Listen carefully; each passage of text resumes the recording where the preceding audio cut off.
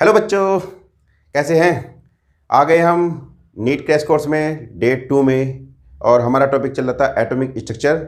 और atomic structure में हमने ओल्ड कंसेप्ट सारी बता दी थी लास्ट उसमें वीडियो में, जिसमें हमने आपको जो थॉमसन्स, रदरफोर्ड, बोर्स मॉडल बता दिया था। मॉडर्न कंसेप्ट में चलेंगे अब, ठीक है ना। मॉडर्न कंसेप्ट में अब मॉडर्न कंसेप्ट के लिए जो मॉडर्न एटॉमिक कंसेप्ट है, स्ट्रक्चर है, उसके लिए हमको जाना होगा कुछ बेसिक्स में, ठीक है। क्वांटम मैकेनिक्स कह सकते हैं, क्वांटम थ्योरी में जाना पड़ेगा थोड़ा सा। देखते हैं जरा क्या करना है। सबसे पहले उसमें जो टॉपिक आ रहा है वो आ रहा है आपका जो dual nature of electron. Okay, सबसे पहले dual nature of electron. D Broglie wavelength एक टर्म आती है, डी ब्रोगली इक्वेशन आती है, ठीक है। De Broglie equation, de Broglie equation most important equation है, ठीक है ना। क्या कहती है, कैसे कहती है, उसकी बात बताते हैं। डुअल नेचर ऑफ इलेक्ट्रॉन का क्या टर्म है, मतलब कि इलेक्ट्रॉन जो होता है वो डुअल नेचर रखता है, जैसे कि वेवी नेचर भी रखता है और पार्टिकल नेचर भी रखता है। जब कोई पार्टिकल, कोई मास पार्टिकल किसी स्पीड से चलता है तो उसकी एनर्जी जो आती है वो आती है E=mc², आइंस्टाइन की इक्वेशन के अकॉर्डिंग। ओके, ठीक है। एक इलेक्ट्रॉन है, ठीक, वो मूव कर रहा है। तो इलेक्ट्रॉन मूव करता है तो इलेक्ट्रॉन मास पार्टिकल है, उसके पास मास भी होता है, तो उसकी एनर्जी का हम मेजर करेंगे E=mc² से, क्योंकि स्पीड ऑफ लाइट से चलता है इलेक्ट्रॉन। ओके, और इस कंसेप्ट के हिसाब से इलेक्ट्रॉन जो मूव करेगा वो वेवी नेचर में मूव करेगा। ओके, वेवी नेचर में कैसे, जैसे कि यूं। अब वेव नेचर में जब मूव करेगा तो वेव के पास होता है एक वेवलेंथ, ठीक है, जिसको बोलते हैं लैम्डा। ओके, तो लैम्डा वेवलेंथ होगी, तो वेवलेंथ होगी और मूव भी कर रहा है तो उसके अंदर एनर्जी भी होगी। तो उसकी एनर्जी को हम मेजर करते हैं कैसे, E=hc/λ। ये दो फॉर्मूले हैं, ये तो आइंस्टाइन का है और ये Planck's quantum theory. Okay, Planck's quantum theory. Planck's quantum theory, यहाँ पर H क्या होता है, H क्या है यहाँ पर, Planck constant. Okay, Planck constant.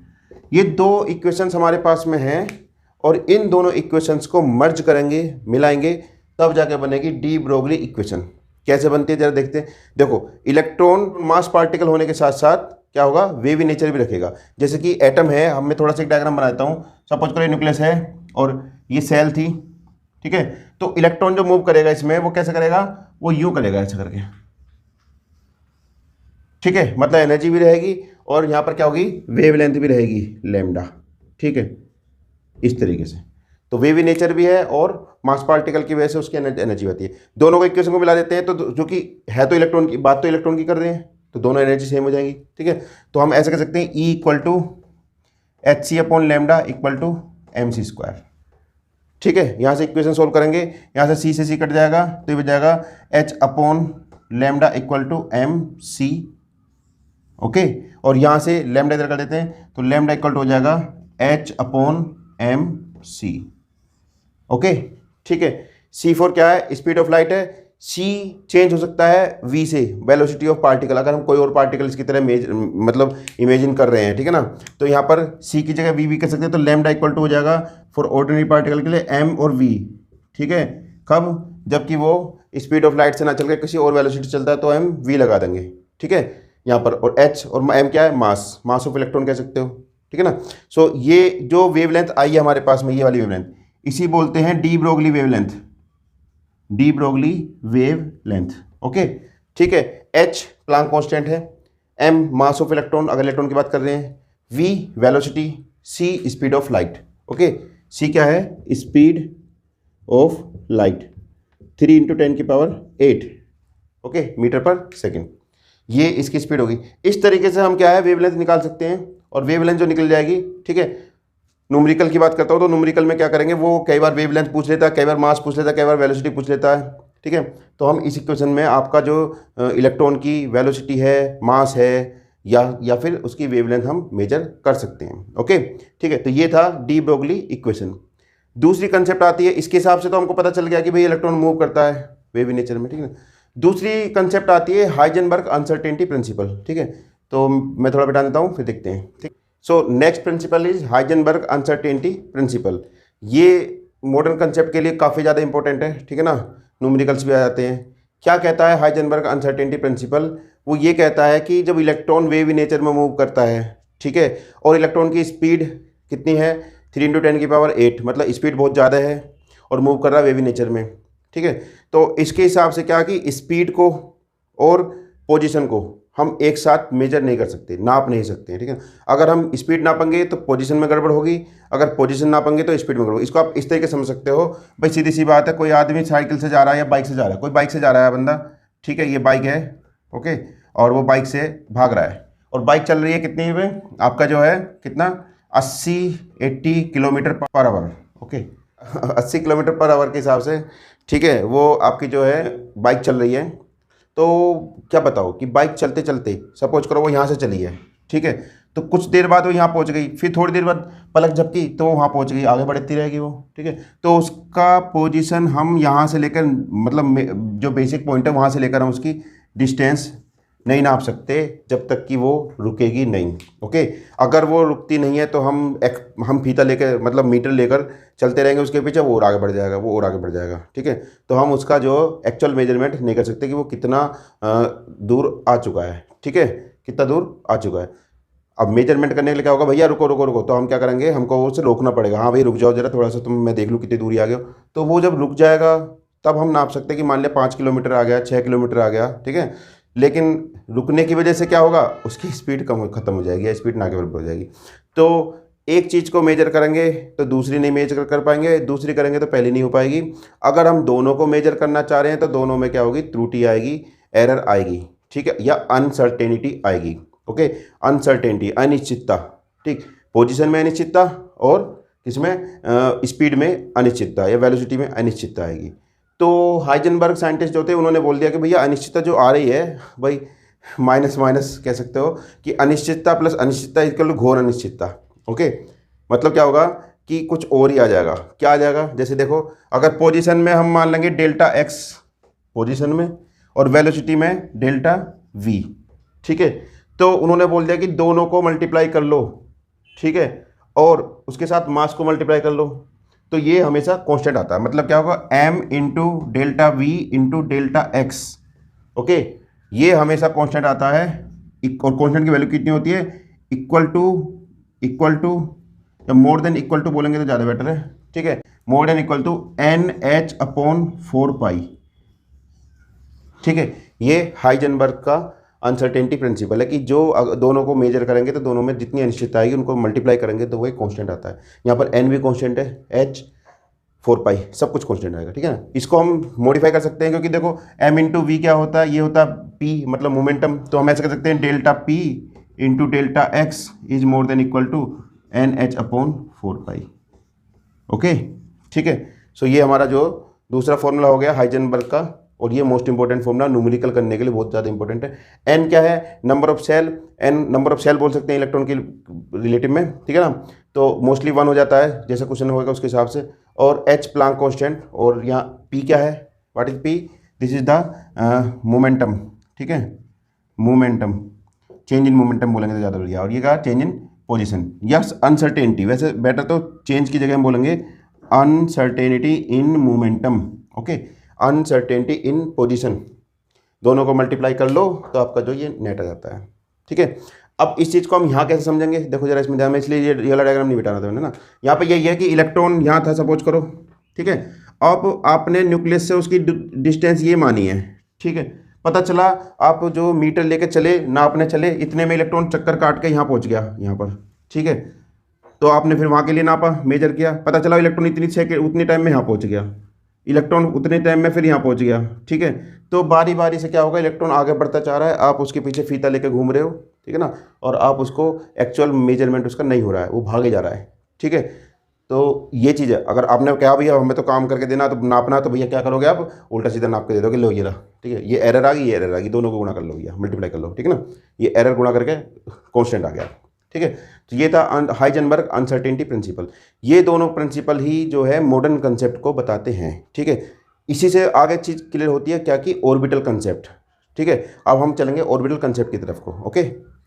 So atomic orbital, अब हमने हाइजेनबर्ग पढ़ लिया और हमने डी ब्रोगली वेवलेंथ पढ़ ली, ठीक है। अब इससे क्या समझ में आता है, ये डायग्राम मैंने अभी तक नहीं बिठाना क्योंकि इससे कुछ चीज़ें समझाऊंगा मैं आपको। देखो एटॉमिक ऑर्बिटल क्या होती है, डेफिनेशन की बात करते हैं, डेफिनेशन क्या होती है कि न्यूक्लियस के चारों तरफ का वह क्षेत्र या वह area, the area surrounding the nucleus, ठीक है, in which there is maximum probability of finding of electron, जिसके अंदर इलेक्ट्रॉन के पाए जाने की संभावना मैक्सिमम हो। समझिए बात को, मैक्सिमम प्रोबेबिलिटी है ना ऑफ फाइंडिंग इलेक्ट्रॉन, ये मेन पॉइंट है, इलेक्ट्रॉन के पाए जाने की संभावना। जहां पर संभावना क्यों बोलते हैं यहाँ पर वर्ड, क्योंकि इलेक्ट्रॉन भैया बहुत तेज स्पीड से चल रहा है, अभी अनसर्टेनिटी बताया था मैंने आपको, उसकी एक संभावना व्यक्त करी जा सकती है कि वो यहाँ पर है या यहाँ पर पाया जा सकता है, लेकिन एक्चुअल में आप उसको ना पकड़ सकते हो और ना ही उसकी पोजीशन नाप सकते, ये मैं बता चुका हूँ पहले, ठीक है ना। कैसे, आप देखो ऐसे देखो, इसे डायग्राम देखते हैं, ठीक है ना भाई। इलेक्ट्रॉन यहाँ था, आपने मेजर किया, पता चला इलेक्ट्रॉन स्पीड इतनी तेज है और न्यूक्लियर एटम इतना छोटा है, पता कितनी स्पीड है उसकी, 3 × 10⁸, ठीक है, मीटर पर सेकंड। अब इतनी स्पीड से कोई छोटे से एटम के अंदर का इतनी स्पीड से चलेगा, तो आप ये बताओ कि माइक्रो सेकंड से भी कम टाइम में वो इसके कितने चक्कर काट देगा, मुझे लगता है करोड़ों चक्कर काट देगा, ठीक है। तो इतने कम टाइम में इतने ज़्यादा इसके चक्कर काट देगा, जिससे क्या है कि हम उसकी पोजीशन नाप ही नहीं पाएंगे, ठीक है। तो अब क्या होगा, हम एक प्रोबेबिलिटी समझते हैं भैया इलेक्ट्रॉन, हम सही सच बताऊं तो एक्चुअल ऐसे समझ लीजिए, ये सीधा सीधा कुछ नहीं है, ऐसे कि सांप निकल गया, लकीर पीट रहे हैं, बस सीधी बात, ठीक है ना। एक सांप चला गया है और उसकी लकीर पीट रहे, भाई यहाँ से गया, यहाँ से गया, यहाँ से गया, प्रोबेबिलिटी संभावना है कि हाँ भाई वो यहाँ से जा सकता है। कैसे, देखो हमने यहाँ देखा, पता चला इतनी देर में वो इलेक्ट्रॉन चक्कर काट के और वो यहाँ पहुँच गया, चक्कर काट के फिर यहाँ आ गया, फिर यहाँ आ गया, फिर यहाँ आ गया, मतलब वो अपने टाइम से पहले भी पीछे दिख रहा है हमको, ठीक है, कभी यहाँ कभी यहाँ। तो कहीं ना कहीं क्या है कि जो आपकी जो सेल थी, जो कि बोहर ने बताया था, उसके हिसाब से तो इलेक्ट्रॉन में ऐसे चक्कर काट, लेकिन यहाँ पर ये वाली कंसेप्ट के हिसाब से क्या होगा, वो ऊपर जा सकता है, वो नीचे आ सकता है, ऊपर जा सकता है, नीचे आ सकता है, ऊपर जा सकता है, नीचे आ सकता है, ठीक है ना। इस तरीके से वो यहाँ पर आ सकता है ऐसे करके, और स्पीड इतनी ज़्यादा है तो हमें ऐसा लगता है जैसे कि शक्तिमान बन गया हो और पता चला कि एक नहीं बहुत सारे हैं, ठीक है, लग रहा है कि बहुत सारे इलेक्ट्रॉन हैं। क्यों, क्योंकि स्पीड इतनी ज़्यादा है कि पलक झपकते ही वो इसके 50,000 या 50 करोड़ चक्कर काट लेता है, ठीक है, जिसकी वजह से लगता है कि भैया यहाँ तो एक आदमी नहीं कर सकता, ऐसे बहुत सारे हैं, मतलब इलेक्ट्रॉन एक नहीं है, बहुत सारे हैं। तो हमको एक्चुअली में क्या होता है, एक इलेक्ट्रॉन क्लाउड सा दिखता है, जैसे का ना शक्तिमान, ठीक है, शक्तिमान बनता है, कृषि भी बन जाता है इस तरीके से ना, तो वो क्या करता है, वो एक तरीके का क्लाउड सा बन जाता है, बादल सा बन जाता है कि है एक ही, लेकिन स्पीड इतनी तेज होती है उसकी, घों घों करते करते करते शक्तिमान, ठीक है। तो ये इलेक्ट्रॉन एक तरीके से क्या है, शक्तिमान ही बन गया है, बस सीधी बात है, ठीक है ना, शक्तिमान बन गया है। शक्तिमान बनने की वजह से क्या होगा, हमें शक्तिमान दिखाई नहीं दिया, हमें तो उसका बादल दिखाई दिया है, ठीक है। तो ये क्या है, ये बादल है, ये वाला बादल, इस बादल को बोलेंगे probability, maximum probability of finding of electron, ठीक है, इलेक्ट्रॉन यहाँ पाया जा सकता है। तो ये जो एरिया है, अगर इस एरिया को हम देखेंगे तरह मेजर करके, तो ऐसे समझेंगे, थोड़ा सा आइडिया, रफ आइडिया मिलेगा कि हमारे पास में इस तरीके का एक इतने एरिया ही है जिसमें इलेक्ट्रॉन चक्कर काट सकता है, ठीक है, इतना इलेक्ट्रॉन। मैं एक कोई ऑर्बिटल की बात कर रहा हूँ, अभी बताता हूँ। देखो अगर मैं सेल को बिठान देता हूँ तो हमको कुछ कुछ इस तरीके का क्लाउड दिखेगा, इसको बोलते हैं क्लाउड, बोल दो इलेक्ट्रॉन क्लाउड, ठीक है, इलेक्ट्रॉन क्लाउड। और ये जो इलेक्ट्रॉन क्लाउड है और ये पूरा का पूरा जो क्लाउड है जहाँ पर संभावना उसकी है पाए जाने की, इसी को बोलते हैं ऑर्बिटल। अंडरस्टैंड, इसको क्या बोलते हैं, ऑर्बिटल। तो ऑर्बिटल एक्चुअल में ये क्या होता है, इलेक्ट्रॉन का क्लाउड होता है जो कि न्यूक्लियस के चारों तरफ पाया जाता है। अंडरस्टैंड, ठीक है। सो अब ऑर्बिटल की बात करते हैं, ठीक। तो ऑर्बिटल हमारे पास कई तरीके की होती हैं, जैसे कि आपने सुना होगा SPDF, वो जैसे एस, ये वाला स्फेरिकल आ गया है, एस स्फेरिकल कह सकते हो, ठीक है। एस ऑर्बिटल मैंने अभी बनाई है, कौन सी बनाई है, एस ऑर्बिटल, ठीक है, अभी फिलहाल मैं बता देता हूँ, एस ऑर्बिटल बनाई है। ऑर्बिटल एस हो सकती है, पी हो सकती है, डी हो सकती है, आपकी NCERT के हिसाब से SPDF 4 तरीके होती है, लेकिन और भी बहुत सारी होती हैं, ठीक है। अब हम उसी की बात करते हैं, इलेक्ट्रॉन क्लाउड की। तो इसको समझने के लिए एटॉमिक ऑर्बिटल के type, okay, types of orbital, ठीक है। तो ऑर्बिटल कितने टाइप की हो सकती हैं, देखो एस हो सकती है, पी, ठीक है, SP ऐसे लिख देता हूँ मैं, है ना, SPDF, 4 ऑर्बिटल तो बुक्स में पाई जाती हैं, लेकिन एक्चुअली मैं सारी बताता हूँ। SPDF के बाद में G आता है, H आता है, I आता है, इस तरीके से ये चलता चला जाता है, ठीक है। इतनी सारी ऑर्बिटल हो सकती हैं आपके पास में, ठीक है। लेकिन आपके लेवल पे की बात करेंगे तो उसमें SPDF से ज़्यादातर क्वेश्चन आते हैं, कभी कभी G ऑर्बिटल से भी आ जाता है, ठीक है। रिसेंटली JEE में तो GHI से भी आ सकता है, ठीक है, लेकिन नीट में के अंदर SPDF से ही काफ़ी है, ठीक है ना। तो ये ऑर्बिटल्स हैं। ऑर्बिटल्स क्या होती है, ऑर्बिटल न्यूक्लियस के चारों तरफ का वह क्षेत्र जिसमें इलेक्ट्रॉन पाया जा सकता हो, ओके, उसे हम ऑर्बिटल बोल देते हैं। S फॉर स्फेरिकल है, ठीक है। अब शेप की बात कर लेते हैं, तो शेप में डायग्राम थोड़ा सा अगले इसमें बताते हैं, ठीक है। Types of atomic orbital. Atomic orbital कितने टाइप्स की होती है मैंने अभी बताया था, sp d f g h i होता है, ठीक है। तो अभी फिलहाल की बात करते हैं मेन जैसे कि नंबर 1 क्या होती है, s ऑर्बिटल, ठीक है, s ऑर्बिटल। तो s ऑर्बिटल कैसी होती है, s ऑर्बिटल होती है स्फेरिकल, समझना जरा ध्यान से ना। स्फेरिकल मतलब सिंपल, ये स्फेरिकल हो गई, मैं इलेक्ट्रॉन क्लाउड के फॉर्म में बता रहा हूँ, ठीक है। दूसरी होती है p ऑर्बिटल। p ऑर्बिटल कैसी होती है, डंबल शेप की, कैसी होती है, डंबल शेप की। तो इसका डंबल ऐसा बनता है यूं करके यूं, ठीक है, p डंबल शेप की। अब थर्ड ऑर्बिटल जो होती है वो होती है d ऑर्बिटल। वो कैसी होती है, डबल डंबल की। डबल डंबल कैसे होता है, देखो जरा ध्यान से, इस तरीके से एक डंबल बना दिया और दूसरा डंबल बना दिया। अब थोड़ा सा मैं इसकी वैसी चेक, देखो ये एक डंबल और ये दूसरा डंबल, ठीक है। डबल डंबल की होती है डी ऑर्बिटल। अब बात आती है एफ ऑर्बिटल की, जो कि एनसीईआरटी में और बाकी और किसी भी बुक्स में उसकी मोस्टली जो है स्ट्रक्चर नहीं दे रखी है, ठीक है ना। तो इसलिए बोल देते हैं कॉम्प्लेक्स स्ट्रक्चर होती है, ऐसा बोल देते हैं एफ ऑर्बिटल, लेकिन कॉम्प्लेक्स नहीं है, ठीक है। उसकी भी थोड़ी सी जटिल बोल सकते हो, लेकिन समझने के लिए बहुत अच्छा है, आसान है। देखो क्या होता है, मैं बता देता हूँ आपको। एस पी डी नंबर 4 है F orbital, okay, F orbital. तो एफ ऑर्बिटल जो होती है, मैं आपको सिंपल सीधा तरीका बताता हूँ। देखिए, S spherical, P dumbbell, D double dumbbell, तो एफ हो जाएगी ट्रिपल डंबल, ओके। 3 डंबल रहेंगे उसके अंदर। कैसे बनेंगे 3 डंबल, सपोज करो ऐसे करके, इस सॉरी मैं ये वाला बनाता हूँ पहले यहाँ पर, जैसे कि एक डंबल ये हो गया, ठीक है, दूसरा डंबल ऊपर को हो गया, ऊपर कह लो या एक्सिस के हिसाब से, तीसरा डंबल ये हो गया, या हम यहाँ बना देते हैं डंबल डंबल और डंबल, ठीक है। इस तरीके से हमारे पास क्या है, ये आपका जो है एफ ऑर्बिटल हो जाती है, ठीक है। तीनों 4 ऑर्बिटल का मैंने बता दिया है। इसके बाद जी ऑर्बिटल आती है। अब मैं आपको सिंपल शॉर्टकट तरीका बताता हूँ। S for spherical, P for single dumbbell, P D for double dumbbell, F for triple dumbbell. अब जी ऑर्बिटल की शेप कैसी होगी, ये आप मुझे कमेंट में करके बताएंगे, लिख के बताएंगे, ठीक है ना। जी ऑर्बिटल की शेप कैसी होगी, ये क्वेश्चन आपके लिए मैं छोड़ देता हूँ। नंबर 5 जी ऑर्बिटल, ठीक है ना। तो कैसी शेप इसकी होगी, कमेंट करके बताएंगे, ठीक है, कमेंट में।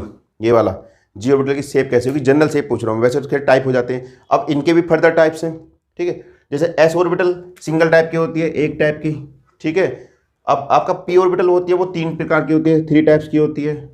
डी होती है कितनी, 5 टाइप्स की, और ये कितनी, 7 टाइप्स की। टाइप्स के हिसाब से तो ये भी पता चल जाएगा जी ऑर्बिटल कितने टाइप्स की हो जाएगी। देखो 1 3 5 7 और ये 9, ठीक है, 1 3 5 7 9 ओड नंबर चल रहा है, ठीक है, ठीक है। ये इतने टाइप्स होते हैं। अब वो टाइप्स के नाम बताऊँ मैं, जैसे कि नाम किस पर डिपेंड पड़े हैं, वो एक्सिस के ऊपर पड़े हुए हैं, ठीक है। जैसे कि x axis, y axis, z axis. भाई आपका एटम होता है स्फेरिकल मान सकते हैं, तो भाई ये एक्स एक्सिस है, ठीक है, ये वाई एक्सिस है, ये जेड एक्सिस है, ठीक है। तो कितने एक्सिस में आ सकता है, एक्स में, ठीक, वाई में। अब बुक्स अलग अलग बुक्स अलग तरीके से बोलते हैं, कोई एक्स ऐसे मानता है, कोई एक्स ऐसे मानता है, ठीक है ना। तो आपके इमेजिन के ऊपर है, एक्स ऑर्बिटल, वाई ऑर्बिटल और जेड ऑर्बिटल, ठीक है। हम तो ऐसे मान के चल रहे हैं। तो z axis, y axis, x axis. जो ऑर्बिटल एक्स एक्सिस पे होगी, एक्स पे होगी, उसको बोल देंगे p x, okay, p x. जो होगी वाई एक्सिस पर, उसे बोल देंगे पी वाई। तो पी वाई और पी जेड, इस तरीके से 3 पी ऑर्बिटल हो सकती हैं, ठीक है। डी ऑर्बिटल की शेप कैसी होती है, अब यहाँ स्पेस थोड़ा कम बच रहा है, मैं थोड़ा नीचे बिठा देता हूँ, फिर बताता हूँ। सो डी ऑर्बिटल के टाइप्स कितने होंगे, 5 टाइप्स के हो जाएंगे, मैं बता देता हूँ। देखो d x y, d y z, d z x, d x square minus y square और डी जेड स्क्वायर। इस तरीके से 5 टाइप्स की डी ऑर्बिटल हो सकती है। जहाँ तक कि शेप की बात कर लेते हैं, स्ट्रक्चर की बात कर लेते हैं, तो डी एक्स वाई में क्या करेंगे, हमारे पास 2 डंबल हैं, ठीक है। और वो दोनों डंबल कैसे रहेंगे, ऐसे समझ सकते हो आप इसमें कि ये एक्स एक्सिस है और ये वाई एक्सिस है, तो डंबल एक्स वाई के बीच में रहेंगे इस तरीके से, d x y. Y z में वाई और जेड, मैं इसको वाई मान ले रहा हूँ, इसको जेड मान ले रहा हूँ, तो वाई और जेड के बीच में रहेंगे, उसको बोलेंगे y z, d y z. Z और एक्स, जेड एक्स में क्या होगा, जेड और एक्स के बीच में रहेंगे, तो जेड तो हमने बना दिया यहाँ पर, समझ सपोज करो, और यहाँ पर एक्स। देखिए एक्सिस में ऊपर नीचे बना रहा हूँ समझने के लिए, क्योंकि 3D में आप सोचोगे एटम को किधर से देख रहे हो, ठीक है ना। तो इसमें ऐसा हो जाएगा ये, ठीक। बचा x square minus y square. इसमें क्या करेंगे हम, इसमें हमारे पास में ये एक्स एक्सिस है, ये वाला वाई एक्सिस है, ऑन द एक्सिस रहेगा, ओके, क्या रहेगा, ऑन द एक्सिस। इसमें ऑर्बिटल रहेंगे ऑन द एक्सिस। और डी जेड स्क्वायर, स्पेस थोड़ा कम बच रहा है, फिर बता देता हूँ। डी जेड स्क्वायर में क्या होगा, जेड एक्सिस रहेगी और बाकी एक्स और वाई, ठीक है, ये रहेंगी, ये एक्स हो गई, ये वाई हो गई, वो जेड हो गई। ठीक, तो डंबल कैसे रहेंगे, एक डंबल तो जेड एक्सिस पे रहेगा ऐसे करके, और बाकी दूसरा रहेगा सर्कल में। ठीक है, इस तरीके जो कि एक्स वाई में जा रहा है, ये आपका होगा डी जेड स्क्वायर। इस तरीके से हमारे 5 टाइप्स होते हैं डी ऑर्बिटल के। ठीक है, और इसी तरीके से फिर आगे बन जाएंगे एफ ऑर्बिटल के, जो कि एनसीईआरटी में दिया हुआ नहीं है एफ ऑर्बिटल के टाइप्स। ठीक है ना, ओके, बस बोल रखा कॉम्प्लेक्स है। और जी के तो खैर वो तो लेवल से ऊपर ही चला जाएगा। ठीक है ना, तो जी ऑर्बिटल के कितने टाइप्स होते हैं वो तो मैं आपको बता चुका हूँ। जी ऑर्बिटल की शेप कैसी होती है वो आपको बतानी है। ठीक है ना, कितने डंबल होते हैं, डंबल होते हुए नहीं होते हैं, या शेप होती हुई नहीं होती, ये आपको कमेंट करके बताना है। ठीक है ना, सो ये था एटॉमिक ऑर्बिटल्स के बारे में। अब हम बात करते हैं इसके अंदर इलेक्ट्रॉन कैसे कैसे भरे जाते हैं। सो कितने इलेक्ट्रॉन किस में भरे जाएंगे वो बताते हैं। एस ऑर्बिटल में आते हैं 2 इलेक्ट्रॉन। ठीक है, कितने होते हैं, 2 इलेक्ट्रॉन। इसमें कितने आते हैं, टोटल बता रहे, टोटल कितने, 6 इलेक्ट्रॉन। इसमें कितने आएंगे, 10 इलेक्ट्रॉन। इसमें कितने आएंगे, 14 इलेक्ट्रॉन। ये 10 14 ये कैसे बता रहे हैं, ऐसे बता रहे हैं। देखो सब सपोज करो भाई, मैंने बताया एस ऑर्बिटल तो एक ही टाइप की होती है। जब एक टाइप की होगी तो उसमें 2 इलेक्ट्रॉन मैक्सिमम, मिनिमम जो इलेक्ट्रॉन रहेंगे 2 रहेंगे हमारे पास में, जो स्टेबल रहेंगे। ठीक है, तो 2 इलेक्ट्रॉन हमारे पास में, 2 इलेक्ट्रॉन्स हमारे पास एस ऑर्बिटल में रहेंगे। पी ऑर्बिटल में, क्योंकि मैंने बताया पी ऑर्बिटल पी एक्स होती है, पी वाई होती है और पी जेड होती है। तो एक ऑर्बिटल में 2 इलेक्ट्रॉन मान लो आप। ठीक है, या एक डंबल में 2 इलेक्ट्रॉन मान लो, इस तरीके से। ठीक है, तो 2 2 4 2 6, पी एक्स पी वाई और पी जेड। ओके, तो p x p y p z में कितने हो गए, 2 2 2 टोटल 6 हो गए, 6 इलेक्ट्रॉन। इसी तरीके से डी ऑर्बिटल में हमारे पास डी कितने टाइप की थी, 5 टाइप्स की थी, मतलब 5 5 का दुगुना 10 हो गया। ठीक है, तो 10 इलेक्ट्रॉन कैसे रहेंगे कि देखो जरा सिंपल, जैसे कि हमारे पास ये थी, तो एक इलेक्ट्रॉन यहाँ का एक यहाँ का, वो मूव करेगा इस तरीके से। ठीक है, अब ऐसे ऐसे कितनी थी, तो इंटू 5, क्योंकि 5 ऑर्बिटल थी तो टोटल कितना हो जाएगा, 10। ठीक है, मैं आपको एक चीज़ बताता हूँ, 14 भी ऐसे हो जाएगा। ठीक, 7 इंटू 2 इक्वल टू 14। ठीक है, 7 ऑर्बिटल थी और 2 इलेक्ट्रॉन एक में आते तो 7 2 14। ठीक है ना, जी ऑर्बिटल में कितने थे, जी ऑर्बिटल के मैंने बताया था 9 टाइप्स। ठीक है, तो कितने हो जाएंगे, 18 इलेक्ट्रॉन, 9 इंटू 2। ठीक है, इतने इलेक्ट्रॉन्स इसमें आ सकते हैं। ओके, तो ये सब था कि मैक्सिमम कितने इलेक्ट्रॉन किसी ऑर्बिटल में आ सकते हैं। अब यहाँ पर मैं आपको एक चीज़ बता देता हूँ, यही क्लियर हो जाएगा। एक होता है ऑर्बिटल वर्ड, एक होता है सब सेल। समझना जरा क्या है ऑर्बिटल और सब सेल, इनमें बच्चे थोड़ा कंफ्यूज रहते हैं, इसलिए मैं बताता हूँ सब सेल और ऑर्बिटल। ठीक है, एक्चुअली क्या होता है, हम जो लिखते हैं एसपीडीएफ, वो एसपीडीएफ एक्चुअल में तो वो सब सेल बोला जाता है, जैसे सेल का सब सेल। ओके, ठीक है, अब एसपीडीएफ के बाद जैसे पी ऑर्बिटल कितने, पी सब सेल कितने, 3 टाइप्स की है, तो पी एक्स पी वाई और पी जेड, इन्हें बोलेंगे ऑर्बिटल। ठीक है, एक्चुअल में वो कलेक्टिवली बोला जाता है, कलेक्टिवली मतलब कंबाइंड फॉर्म में सब सेल बोल देते हैं कि पी सब सेल, डी सब सेल, एफ सब सेल। अब पी के अंदर अगर एक की बात करें तो पी ऑर्बिटल, क्योंकि हमें तो ऑर्बिटल की बात करनी है कि इलेक्ट्रॉन में देखने ना। ठीक है ना, तो 1 ऑर्बिटल, 2 ऑर्बिटल, 3 ऑर्बिटल, ये है हमारे पास में orbital, p x orbital, p y orbital, p z orbital, लेकिन पी सब सेल कंबाइंडली बोल सकते हैं।